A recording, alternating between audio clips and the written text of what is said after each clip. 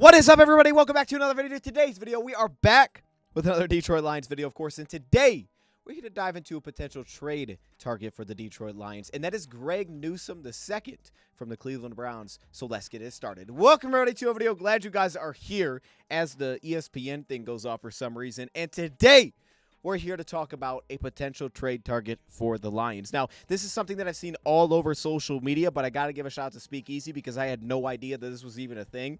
But within the last 24 hours, just by Google searching this player's name, it is all over the place, man. Articles are written, a lot of talk about, man, should the Lions go make this move? And I had no idea there was even buzz around this. Now, I'm going to be honest. I don't know where this buzz started. I haven't seen like a legitimate rumor that someone put out that was like, hey, the Lions are making calls for this player. I haven't seen that, but maybe there is that. I don't know. It doesn't really matter for this video because we're just going to be talking about the player and what I know and what I've seen from this player and whether or not I would make a trade for Greg Newsom. I believe there could be a chance here that Jeff Risdon actually came up with this idea, which was a great idea, by the way, because when you look at the Browns' cornerback room and the depth that they have, and he broke it down, being on the final year of his rookie contract, it would make sense that this would be a guy to go after. You see it a lot, guys on the final year of the rookie deal. The difference is with Cleveland is they're loaded at cornerback, and they've already paid Denzel Ward, and you have Martin Emerson, who has an extra year on his contract, that it could make a lot of sense for them to move off a guy that they had drafted at the end of the first round, but has now played a lot more into a slot cornerback role since 2022,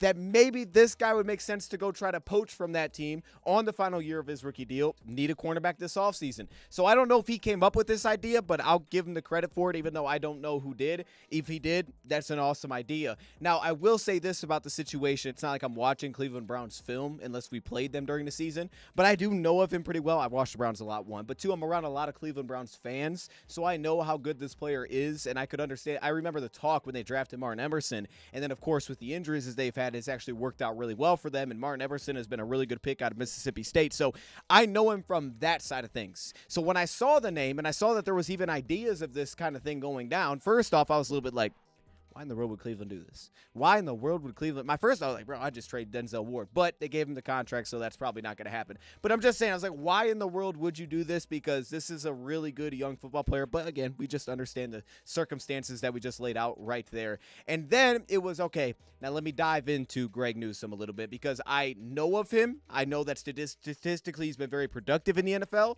And I know they have a loaded cornerback room, but I haven't really just sat down and watched the player individually, and that's what we're going to do today. Now, of course, if the Lions were to make a move like this, if they were to actually trade for Greg Newsom, we would come back on here and have a much deeper dive breakdown. But I have watched a lot of his games from this past season, took some notes to get a sense on the player so I can give you an idea of what I would do. Obviously, my opinion can change, but where I'm sitting right now. Now, let's start with a quick little background. If you don't know who Greg Newsom is, he's the former first-round pick back in 2021 from Northwestern. He was towards the end of the draft. I'm going to be honest, that year in the draft, I think we were starting to get into kind of the draft stuff. I didn't even know who this dude was. I'm just putting that out there. I had no idea who this guy was, so let me just lay that out there. However, statistically, he's been very productive in the NFL, and this past season, now, keep in mind, there's been a real mix between playing slot cornerback and outside corner, and he's also mixed between playing left cornerback and right cornerback. He doesn't just sit on one side. But statistically, this last season, 58.2% completion percentage on 455 yards. Also, 2 touchdowns, 2 picks, 9 pass breakups, and a 76.4 passer rating allowed.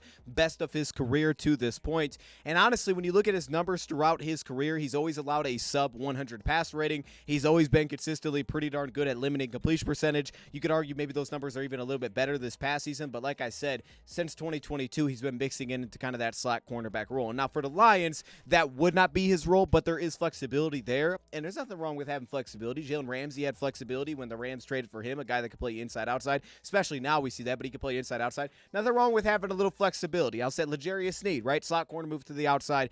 Just keep that in mind. But here is what I took away from diving into Greg Newsom. We'll start there first. The 6', 192-pound corner who's only 23 years old, pushing 24. But again, he's still on that rookie contract. He has 1 year left, which would mean that his contract would be extremely cheap to have this next season, right? It'd be that you're trading for him, and then you're likely giving him that contract extension. So again, you still have to line all those things out. But the cap number for the immediate season in 2024 should be pretty darn low for the Lions. It's just beyond that, that's where the extension would come into play. The different styles of coverages that he can be efficient in and that he can be successful in, while also, again, bringing good size to the table. I have him with good long speed. I don't think it's elite. I don't think his acceleration is big time or even his recovery speed, but I think he has good long speed. So I think he checks a lot of boxes, and he's a pretty well-rounded corner that has a lot of tools where, technically speaking, like, okay, if we can improve some things here, we can improve maybe your anticipation or instincts in some spots. You do have a lot of the tools in a toolbox for a guy with good size that you can be a very flexible player in your defense, and obviously we see that by him playing slot and on the outside.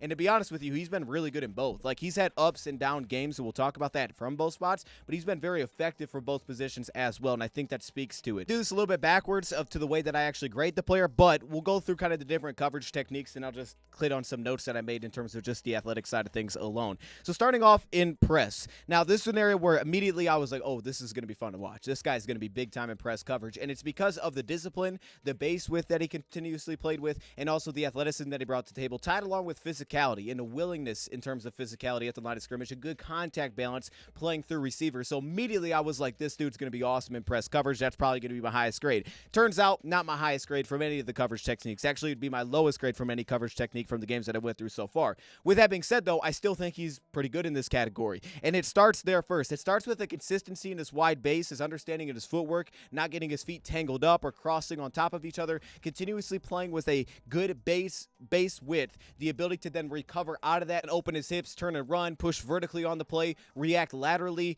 That is one thing that I think that he does really well, is he's very consistent in that, and you see that in every really coverage technique, zone coverage, off man, very consistent in that spot. As I said, plus contact balance. Also, I think he has good lateral burst out of his stance. So if you talk about some of those receivers, maybe it's a speed release, maybe it's just an immediate slant level one. You talk about the kind of that burst to just get out of his stance. How launchy is he? How explosive is he? I don't think he's incredible here, but I think he's good. I think he's good here. And it really does stem to me for this in press coverage. One of the big issues that I thought, especially when things were underneath level one routes that would give him some problems, is that one issue that he has, and you'll see it from off man as well, sometimes it doesn't always pop up as often, is that he can declare his hips, and his hips can kind of roll a little bit with the route, and specifically off the line of scrimmage with the release in press coverage. And that shows up a lot more from press when he starts to kind of have his hips declare one direction. Even if his base width is there, he's still going to be delayed to open back up and get back to the spot. This is one of those reps that really intrigued me, but it also, I think, shows a lot of why he was so successful at closing airspace at the catch point from slots. So you're going to see the twitch off the line here from Calvin Ridley with that single stab.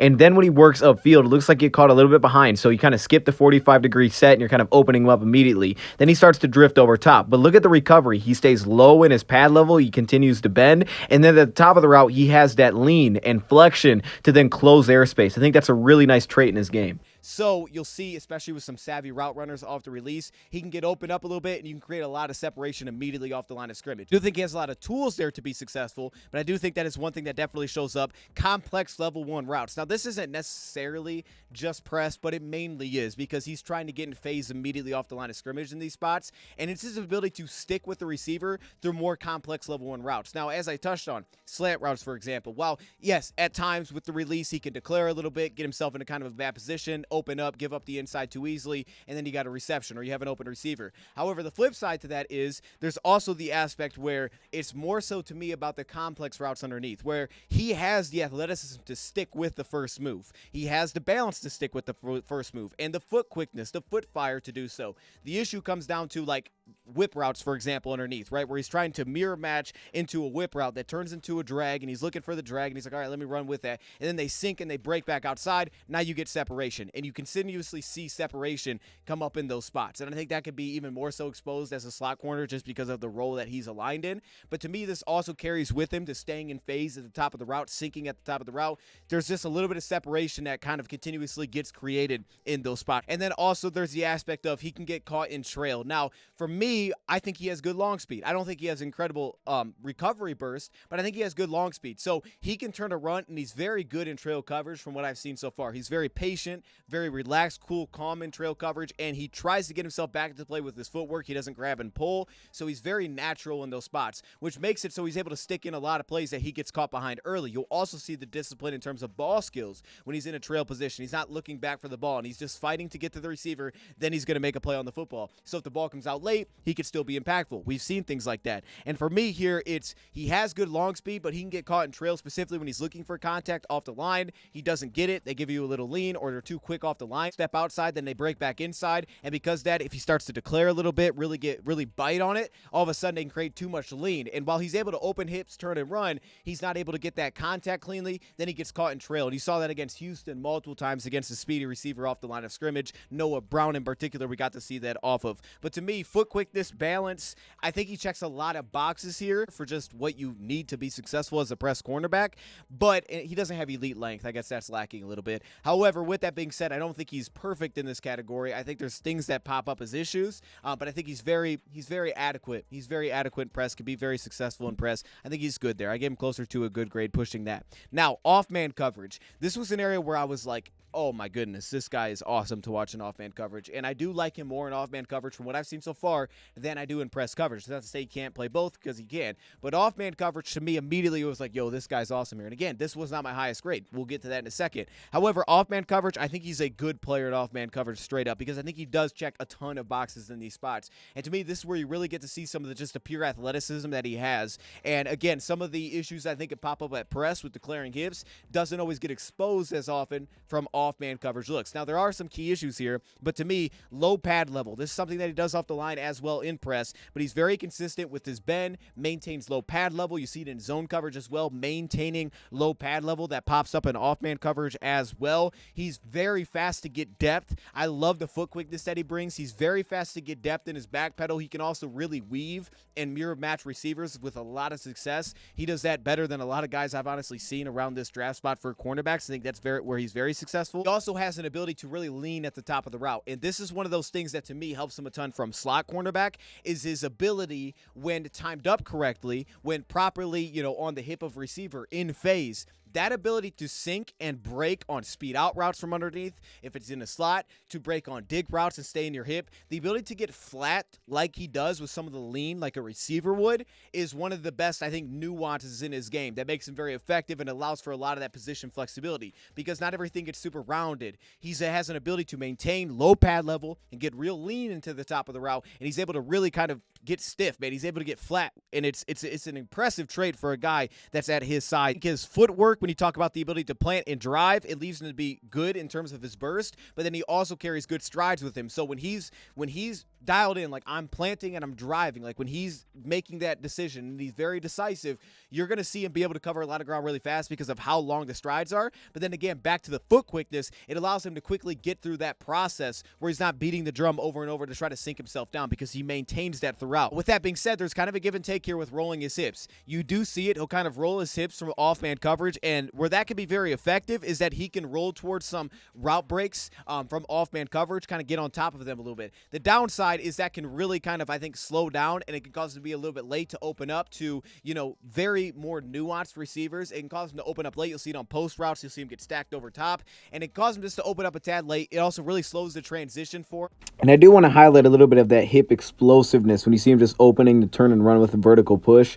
I absolutely love this aspect of this game, and whenever he's balanced or he's able to stay more square, and he's not declaring or opening his hips, you can see him along. You see that where it'll slow down. And to me, you see with a lot of the nuanced route runners, you're talking about the guys that at the top of the route will kind of give you like, okay, I'm actually going to go this way. He'll give you like a little subtle lean to the opposite direction, and then bam, he gets a little bit out of position. And to me, a guy that did that really well from what I've watched recently, Troy Franklin out of Oregon, man, he is a smooth route runner. He is a guy that would be very effective in doing things like that. One of his biggest issues in off-man coverage specifically comes down to a lot of times squeezing the route, especially with in-breaking routes. And to me here, it's inconsistent, while at the same time, I also think he plays too reactionary in some off-man spots, whether that's not diving immediately on the play. You see that on screens, for example. Everybody brings up the screens when you blow up plays, and I mean, that's fine. It's cool. But at the same time, I think there's hit and miss in terms of instinctually just believing it, like, okay, he's going this way, I'm going to jump on top of that, I'm going to undercut this. Like, you'll see it more so to me in zone coverage than you will from pure off-man, where you can be a little bit more reactionary.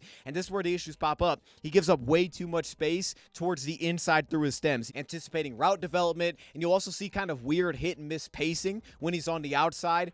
I'm gonna step now, and then it kind of like throws everything off, and all of a sudden, like, the receiver's not broken yet, and then he breaks to the top, and you'll see big separation created. Then again, I don't think he brings big time acceleration or recovery burst. You'll just see a lot of separation. So there's a lot that I like here.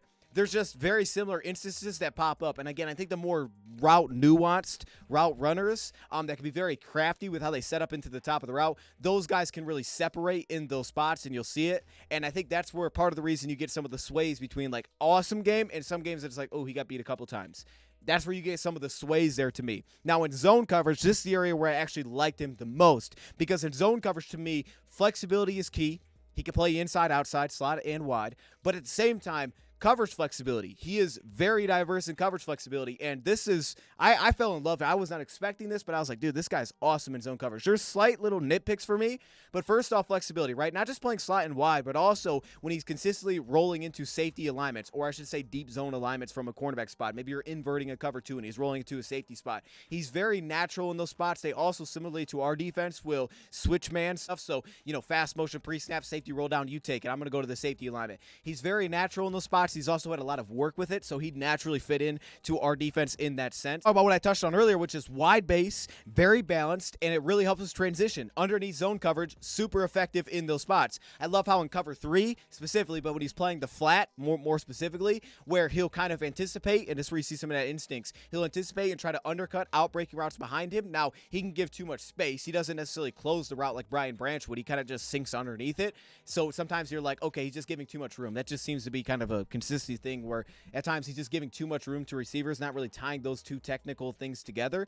But at the same time, I do love to see the instincts there. In cover 2, underneath coverage, what I love about this aspect is consistently does a really nice job of, he has an ability in half turn to really take away his blind spot, to kind of work himself backward, kind of squeeze off route, attacking his blind spot. He can really squeeze routes to the sideline. He does a nice job of interrupting wide releases off the line of scrimmage in cover 2, where he kind of just steps in front of him. But then he also plays with really nice depth. So he plays with consistency, but he also plays with really nice depth where he can really affect passing lanes. And what I like about the consistency here is he's very quick, like in terms of, okay, I have this assignment. I got the flat. He broke inside. I'm passing it off. I'm getting back to my spot. Very disciplined. I'm going to get this. I'm going to get depth. He's not the guy that's going to hang and be like, ooh, let me hold on to it. Okay, now I got to get back. And then you can set him with route combos because you're like, oh, we just pull him here, and then he's going to be open behind him. He doesn't bite for that stuff. He's very disciplined in underneath zone coverage. I love the zone. So there are spots where, again, they'll invert cover 2, and you'll kind of get like a late rotation. And there was an instance where the receiver broke open late because the safety didn't get over top, and he ended up realizing it, and then he started chasing it. So there's still an awareness that also goes on. I think his big issues here really come from two things. Number one, cover 3. I think he gives too much depth. I think his eye balance can lean quarterback over receiver a little bit too heavy, and then he can kind of just keep getting depth a little bit too much in half turn. And then the flip side would also be the transitions. Even still, when he's kind of planted and he's sitting himself down, the plant to drive is good. I think the burst is good, right? He usually has good depth, but guys will attack him because he doesn't tend to lean one way or the other, or just like anticipate this is going underneath. Talk about some of just that lateral twitch, and this shows up as issues when he's constantly forced to change direction. So high-low, right? He's looking low on the play. He's playing between both, and he starts to read a quarterback's eyes go low, and he starts to dive down towards, and the receiver comes back up high. That ability to kind of sync, redirect, and then twitch back upfield, it's not that fast. It really kind of slows down the process for him. And I think the same thing that shows up on kind of those complex routes level 1 in man coverage can show up in zone coverage in those instances.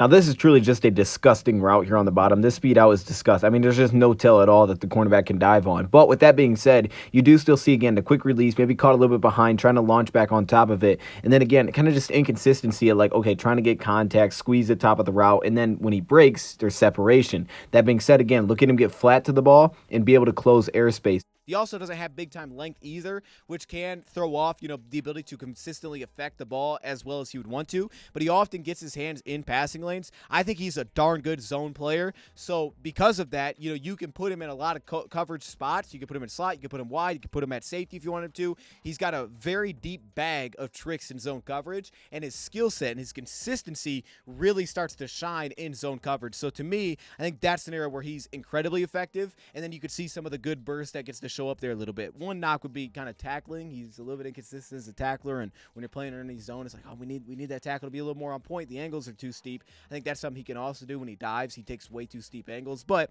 we'll get to that in a second. He does check a lot of boxes in a lot of good ways.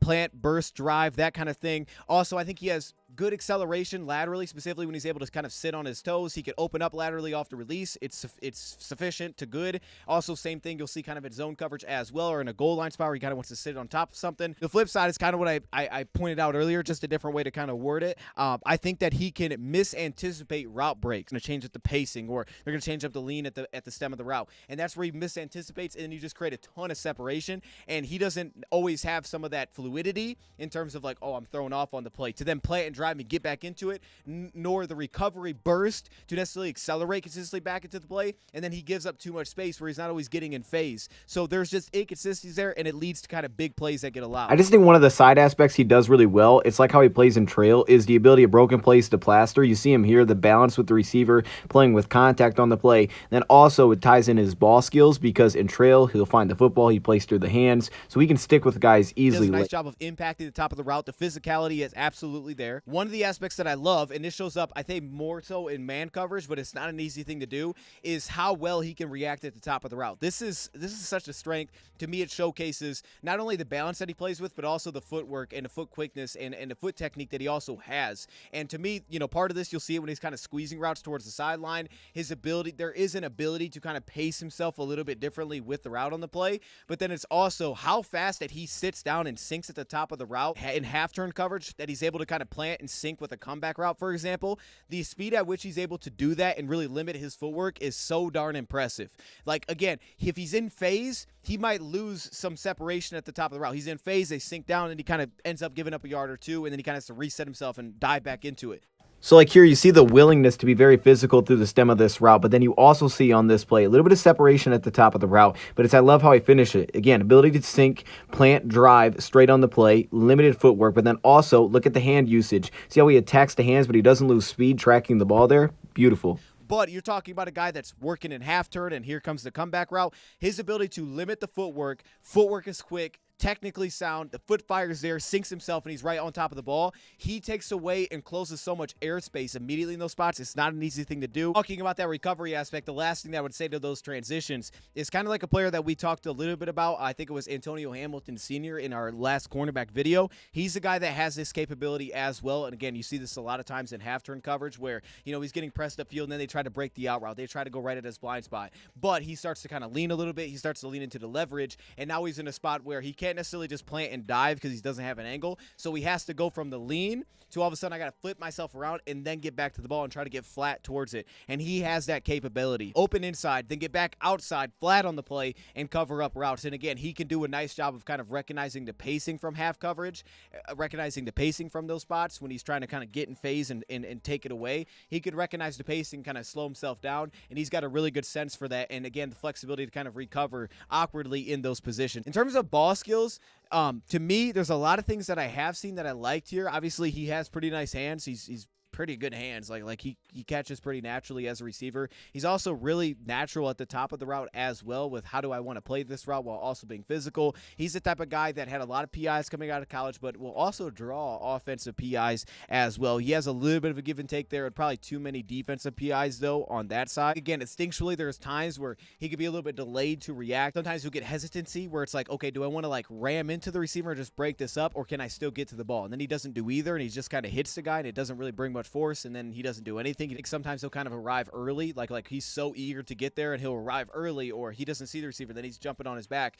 But he does a really good job at high pointing. He can close the route at the top of the route. He does really well with physical receivers as well, and he fights through the rep. He's the kind of guy that understands foot awareness, and that you have to get 2 feet in. I'm not going to let you get those 2 feet in. So I think his ball skills were actually pretty good. This is just a nice play to have on the background, but I love the way that he attacks the football, and there's tracking speed there too. He doesn't slow down, and he can play the hands. I think he's got a really high upside in terms of ball skills. He's going to get his hands on the football a lot, I believe, and he can come away with some interceptions. I don't doubt that at all. But again, just kind of that leaning in with the stem, plant, redirect. It's so beautiful. It's mainly more so that he can just get a little bit overly physical. You will get some PIs in there, but I didn't think it was anything that was like egregious when I was watching. I never felt that way because I don't feel like he's that grabby. I think he relies more so on his footwork, which is where in trail situations, like I said, he can play very naturally in trail. So like two-man, he'd be natural, but at the same time in trail, just because he gets behind a route, he's still natural in those spots. Play behind a route, not get super grabby, but being able to kind of maintain some contact from behind and then have the footwork to be able to kind of race my way back into the play and then mirror match from underneath. underneath. The football intelligence and the run support that he brings, to me, like, do I see this as like a hair on fire type of player? Not always, especially not always in run support, but I do think that he's an energy giver. Like, he's not an energy sucker, he's an energy giver. People used to say that. Trust me, people used to say that, or maybe they still do. I don't know. He's an energy giver. He's a fired up player all the time. I didn't really feel like there was issues with his mental toughness necessarily when I was watching. I didn't see that, but honestly, if I watched more, that could be more of an issue because there are games that can kind of just get bad and there are other games which are really good. So that could be a little bit of an issue, is kind of the instability there at times. What I like about his football intelligence so much is goal line and red zone. So obviously he can play all these spots. I love him in zone coverage, which speaks to that. But then also goal line, very disciplined. So at times I would like, oh man, just anticipate it, go make it happen. But at the same time, the flip side is goal line, he's disciplined. Like, okay, I have the tight end. I got to wait. He might release on the play. He does those things. And I'm like, oh, I love that. There's the flip side as well. Like, okay, hey, they're switching here. We're at the 2-yard line. They're running a pick play. We have to switch it, and it's immediate. Switch it off. I'm here. Those kind of things, that football intelligence is absolutely there, and I love that. As a run defender, solid body type as a tackler. I think he's a relatively strong finisher. He's also got pretty good fight to get to the football. To me, I think his hand placement could just be kind of an issue getting into blocks where at times he just can't get off the block. A lot of times, though, he'll kind of contort himself around. He does a really nice job of consistently getting the edge on his side as well. I think sometimes backside pursuit can be a little bit like, what's that? But usually when the ball is ran towards him, there's a lot of success there. There's a lot of energy given. And at the same time, I think outside of his hand placement being a little bit messy and not always consistently being able to just get off a block, then also the fact that he can get very steep on his angles downhill instead of kind of like breaking down where he'll get really steep, he'll get too far, and then he can't really break down on the play, and then he'll just kind of fly by tackles. There are way too many missed tackles to like. One of his big issues as a tackler is that there is too much leakage when he gets his hands on a rusher, where it's not like an instant bring him down. Positive is he's trying to wrap up, but most guys outweigh him so they can kind of drag him.